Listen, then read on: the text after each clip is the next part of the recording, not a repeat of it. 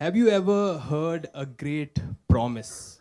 एक सवाल पूछना चाहता हूँ, क्या आपने Yeah, a promise that sounds really good.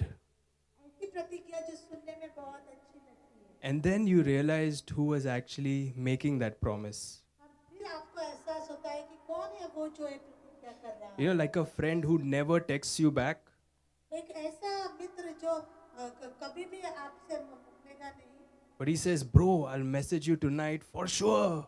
लेकिन वो कहता है कि हाँ मैं जरूर रात को आपसे बात करूंगा, But he never does.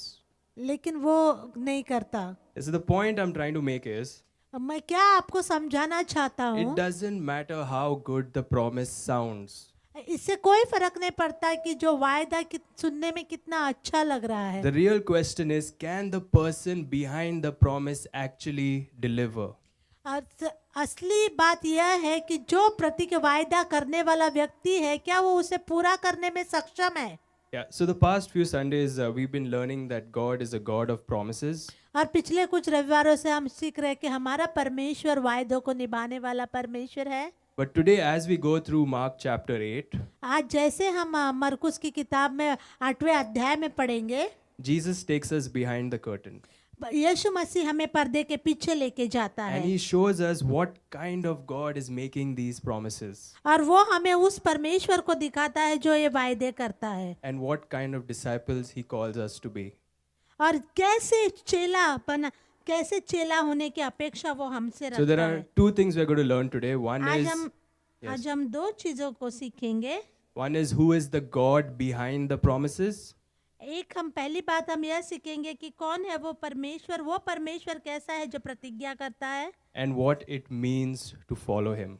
और उसके पीछे चलने का मतलब क्या है। So, Mark chapter 8, beginning in verse 27. मरकुस 8वां अध्याय और 27 वचन से आगे। Jesus and his disciples went on to the villages around Caesarea Philippi. यीशु और उसके चेले कैसरिया फिलिप्पी के गांव में चले गए। And on the way he asked them, Who do people say I am? मार्ग में उसने अपने चेलों से पूछा, लोग मुझे क्या कहते हैं? They replied, Some say John the Baptist, others say Elijah, and still others one of the prophets.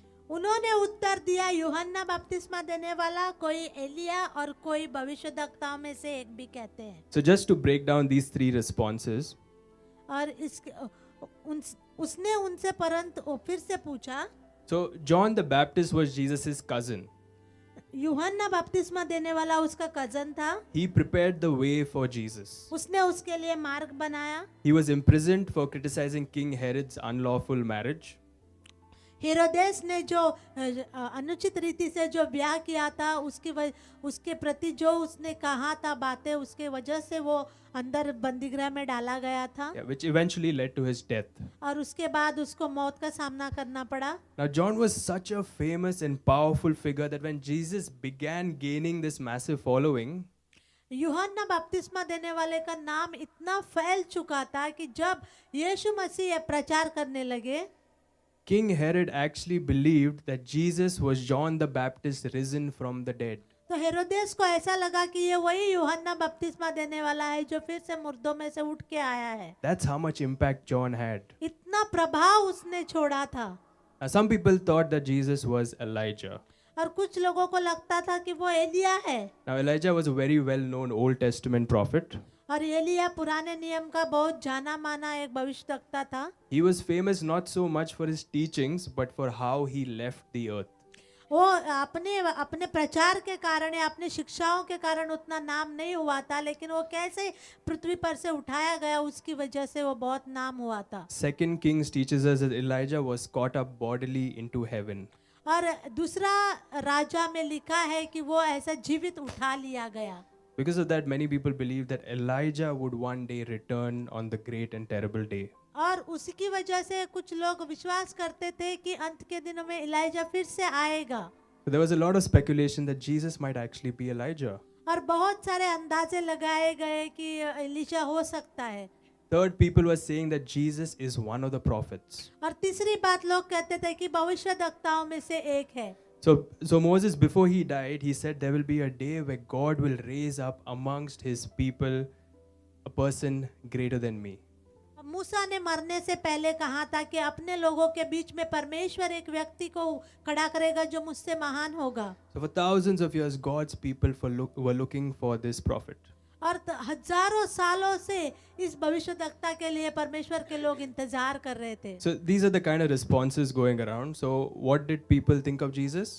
और ऐसी बातें वहां पे चल रही थी कि लोगों के बीच में कि उनकी सोच क्या है यीशु मसीह के प्रति। So they thought Jesus was Elijah, उन्होंने John the सोचा वो- Baptist, and one of the prophets. उन्होंने सोचा वो एलिया है, यूहन्ना बपतिस्मा देने वाला है, या तो फिर वो भविष्यद्वक्ता में से एक है। But notice, what do they have in common?